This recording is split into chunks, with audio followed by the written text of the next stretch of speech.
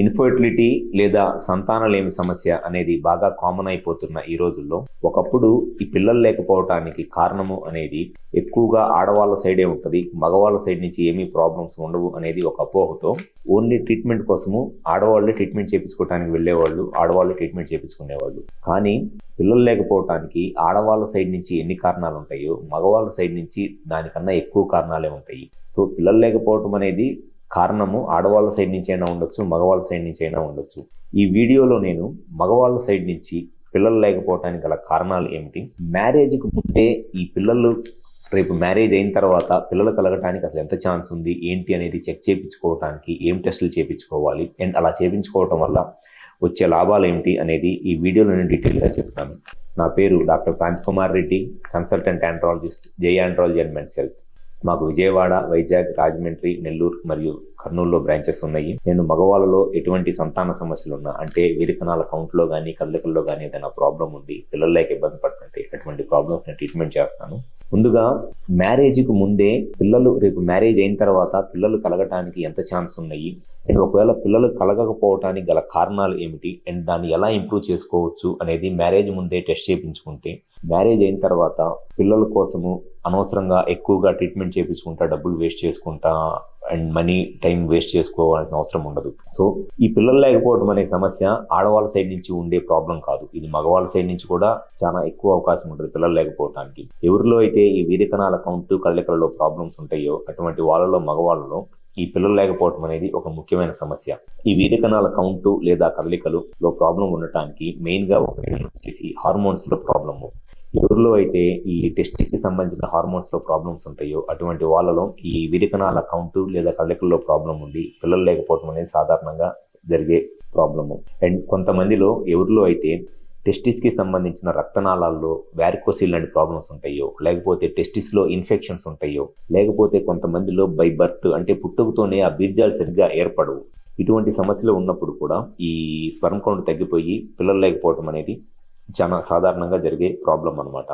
ఎవరైతే మ్యారేజ్ చేసుకోబోతున్నారో మీరు మ్యారేజ్కి ముందే ఒకసారి అసలు మీకు ఈ స్పెర్మ్ కౌంట్ ఎలా ఉంది, టెస్టిస్ ఎలా ఫంక్షన్ చేస్తున్నాయి, అంటే బీర్జాల నుంచి వీరికణాలు ఎంత కౌంట్లో వస్తున్నాయి అండ్ అసలు ఆ బీర్జాలు ఎలా పనిచేస్తున్నాయి అనేది కనుక మీరు మ్యారేజ్ ముందే తెలుసుకున్నట్లయితే మ్యారేజ్ తర్వాత మీరు ప్రెగ్నెన్సీ ఎప్పుడు ప్లాన్ చేసుకున్నా పెద్ద ప్రాబ్లమ్స్ ఏమీ ఉండవు.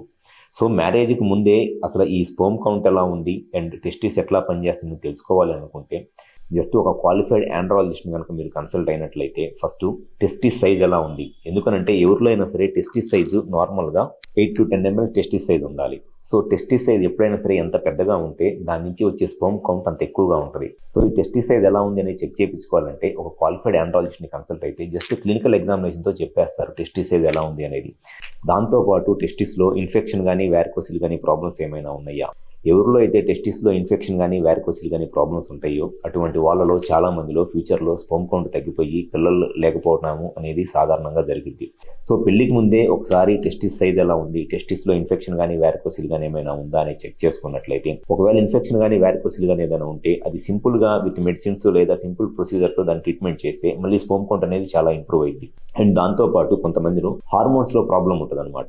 ఈ టెస్టిస్ నుంచి స్పెర్మ్ ప్రొడక్షన్ సంబంధించిన హార్మోన్స్ ఉంటాయి, FSH, LH, టెస్టోస్టెరాన్ అని. ఈ 3 హార్మోన్స్ లో ఈ FSH, LH, టెస్టోస్టెరాన్ హార్మోన్స్ లో కనుక ఏదైనా ప్రాబ్లం ఉంటే దాని వల్ల కూడా స్పెర్మ్ కౌంట్ తగ్గిపోయింది.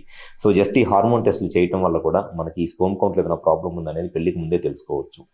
సో ఫస్ట్ ఎప్పుడైనా సరే మీరు ఈ స్పెర్మ్ కౌంట్ గురించి మీకు ఒక ఐడియా రావాలి అండ్ పిల్లలు పుట్టడానికి ఎంత ఛాన్స్ ఉందని తెలుసుకోవాలనుకుంటే ఫస్ట్ క్లినికల్ ఎగ్జామినేషన్, అంటే డైరెక్ట్గా డాక్టర్ని కలిసినట్లయితే క్లినికల్గా టెస్టిస్ సైజ్ ఎలా ఉందని చెక్ చేస్తారు. దాంతోపాటు టెస్టిస్లో ఇన్ఫెక్షన్ కానీ వ్యారికోసిల్ కానీ ఏమైనా ఉందని చెక్ చేస్తారు. దాంతోపాటు హార్మోన్ టెస్టులు కరెక్ట్గా FSH, LH, టెస్టోస్టెరాన్ హార్మోన్స్ ఎలా ఉన్నాయి, ప్లస్ సెమెన్ టెస్ట్ అసలు స్పెర్మ్ కౌంట్ ఎలా ఉంది, దాంట్లో కదలికలు ఎలా ఉన్నాయి, డెడ్ స్పెర్మ్స్ ఎన్ని ఉన్నాయి, లైవ్ స్పెర్మ్స్ ఎన్ని ఉన్నాయి, ఇంత మట్టికి టెస్టులు చేయించుకుంటే ఈజీగా స్పెర్మ్ కౌంట్లో ఏదైనా ప్రాబ్లం ఉన్నా దాన్ని ట్రీట్ చేయవచ్చు.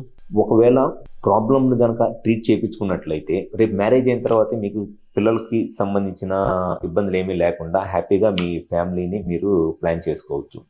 సో ఎవరైతే మ్యారేజ్ చేసుకోవాలనుకుంటున్నారో మ్యారేజ్కి ముందే ఒకసారి ఈ ప్రీమ్యారిటల్గా మీ ఫర్టిలిటీ స్టేటస్, అంటే మ్యారేజ్కి ముందే మీకు ఫ్యూచర్లో పిల్లలు పుట్టడానికి ఎంత ఛాన్స్ ఉందనేది తెలుసుకోవడం చాలా ముఖ్యం. ఎందుకనంటే ఒకప్పుడులాగా ఇప్పుడు ఎవరు కూడా 25 ఇయర్స్కో 30 ఇయర్స్ లోపల మ్యారేజ్ చేసుకోవట్లేదు. మ్యారేజ్ ఏజే ఆల్మోస్ట్ 35 ఇయర్స్ దాకా వచ్చేసింది. సో లేట్ మ్యారేజెస్ వల్ల ఈ పిల్లలకి ఇంకా ఇబ్బంది అయిపోతుంది. సో ముందే కనుక మీరు కరెక్ట్గా చెక్ చేయించుకుంటే ఫ్యూచర్లో ఎటువంటి ప్రాబ్లమ్స్ రావు. మాకు విజయవాడ, వైజాగ్, రాజమండ్రి, నెల్లూరు మరియు కర్నూలు బ్రాంచెస్ ఉన్నాయి. ఈ 5 ప్లేసెస్లో ఎక్కడైనా సరే అపాయింట్మెంట్ తీసుకొని ఒకసారి హాస్పిటల్కి వచ్చి కన్సల్ట్ అవ్వండి.